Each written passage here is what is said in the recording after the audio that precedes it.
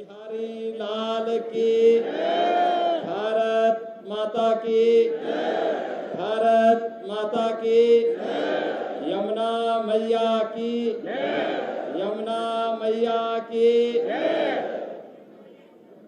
बहनों और भाइयों, आज पावन जन्माष्टमी का शुभ आयोजन है। मैं इस अवसर पर संपूर्ण वृंदावन वासियों को, उत्तर प्रदेश वासियों को और पूरे देश और पूरी दुनिया के अंदर जहां कहीं भी सनातन धर्मावलंबी निवास करता है और हमारे कान्हा के प्रति श्रद्धा का भाव रखता है, उन सबको मैं आज की इस पावन तिथि की हृदय से बधाई देता हूं। और उन सब के लिए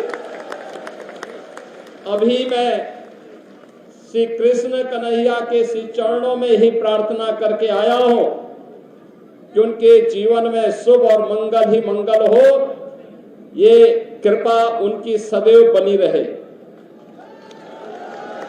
बहन और भाइयों,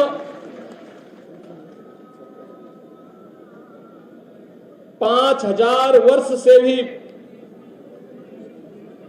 पहले से ये ब्रजभूमि भगवान श्री विष्णु के पूर्ण अवतार के रूप में द्वापर में अवतरित भगवान श्री कृष्ण के पावन अवतार और लीला की भूमि के रूप में जानी जाती है। ये हम सब उत्तर प्रदेश वासियों का सौभाग्य है कि भगवान श्री विष्णु के जो अनेक अवतार हुए हैं, उन्होंने अपने अवतार से उत्तर प्रदेश की भूमि को बार बार कृतार्थ किया है।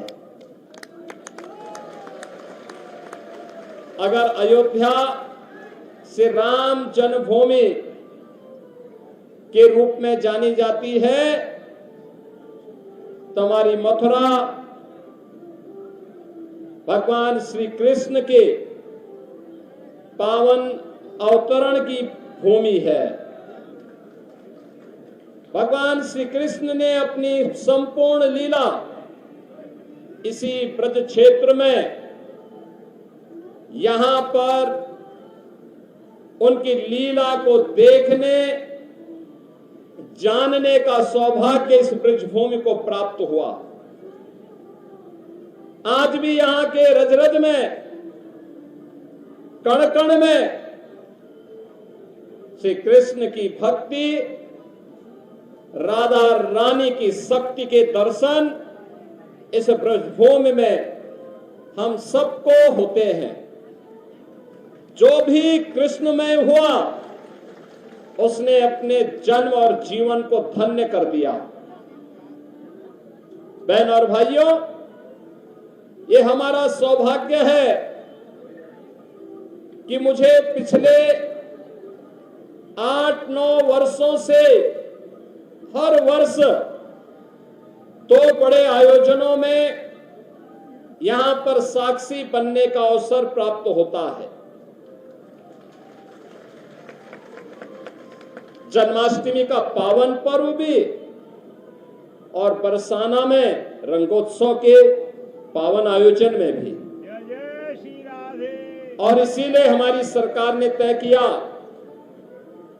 कि हम लोग मथुरा, वृंदावन, बरसाना, गोकुल, बलदेव, गोवर्धन और राधा कुंड को तीर्थ के रूप में उसकी पौराणिक मान्यता को फिर से बहाल करेंगे। डबल इंजन की सरकार प्रधानमंत्री मोदी जी के मार्गदर्शन और नेतृत्व में इस पूरे अभियान के साथ पूरी प्रतिबद्धता के साथ लग करके अपनी आध्यात्मिक विरासत के संरक्षण के लिए और श्रद्धालु जनों की सुविधा के लिए अत्याधुनिक विकास के लिए प्रतिबद्ध है। ब्रज क्षेत्र के विकास के लिए ब्रज तीर्थ विकास परिषद यहां पर कार्य कर रहा है। सभी माननीय हमारे जनप्रतिनिधिगण मार्गदर्शन दे रहे हैं और कृष्ण कन्हैया की कृपा जो है यह क्षेत्र विकास के नित नए प्रतिमान को स्थापित कर रहा है।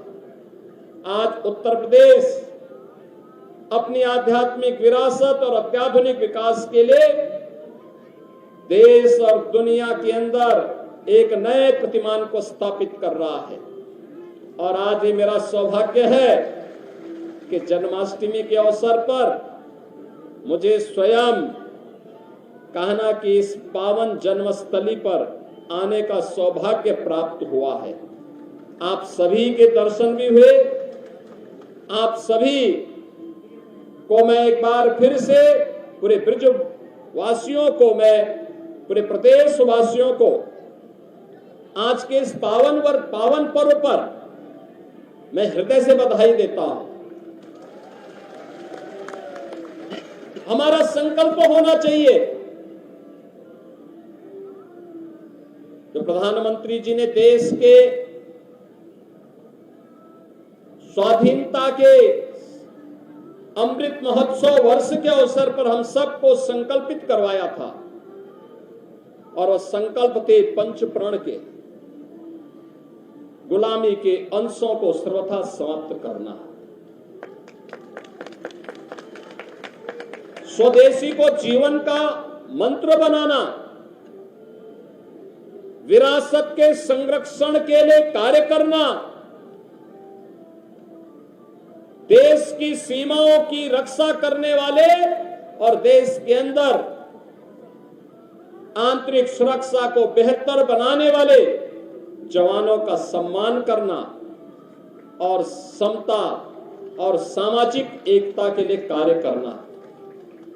बहनों और भाइयों, आज जब हम काशी में जाते हैं तो काशी विश्वनाथ धाम हम सबके सामने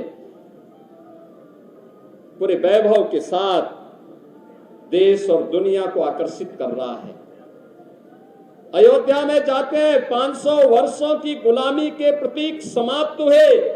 अब श्री कृष्ण श्री राम जन्मभूमि पर भव्य राम मंदिर का निर्माण होकर के दुनिया को अपनी ओर आकर्षित कर रहा है। हम लोग योग माया की उस पावन भूमि पर जाते हैं जो विंध्यवासिनी धाम के रूप में आज दुनिया को अपनी शक्ति का एहसास करा रही है। वहां पे भी एक भव्य कॉरिडोर बनकर के दुनिया के श्रद्धालुओं को अपनी ओर आकर्षित कर रही है। श्रद्धालु जनों की बेहतर सुविधा। बहनों और भाइयों, यहां पर भी श्रद्धालु जनों को, आने वाली कोटि कोटि श्रद्धालु जनों की सुविधा के साथ ही 5000 वर्ष से अधिक की पौराणिक विरासत के संरक्षण के लिए आधुनिक विकास की प्रक्रिया के साथ जोड़ने के इस अभियान के साथ हम सबको मिलकर के कार्य करना होगा। याद करना उन दुष्प्रवृत्तियों से जो देश को कमजोर करना चाहती हैं, जाति के नाम पर, क्षेत्र के नाम पर, भाषा के नाम पर, किसी अन्य वाद के आधार पर, उनसे सावधान होना होगा। गौ संरक्षण के लिए अपने आप को समर्पित करना होगा और गौ संरक्षण का आदर्श केंद्र भी आज के दिन पर हमारा ये मथुरा वृंदावन बना हुआ है। यहां पर अनेक बड़ी बड़ी गौशालाएं काम कर रही हैं और इसीलिए डबल इंजन की सरकार ने व्यवस्था की है कि निराश्रित गौ आश्रय स्थल पर कोई भी गाय रहेगी, कोई किसान, कोई अन्नदाता किसान अगर उसका संरक्षण करता, उसका लालन पालन करता है, तो सरकार उस परिवार को, उस किसान परिवार को 1500 रुपये हर महीने उस गौ माता की सेवा के बदले उपलब्ध करवाएगा।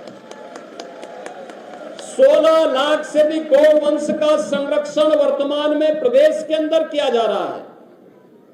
लगातार इस पर सरकार कार्य कर रही है, क्योंकि हमारे जो प्रतीक हैं सनातन धर्म के, मां गंगा है, मां यमुना है, गौ माता है, गायत्री है, हमारे तीर्थ हैं।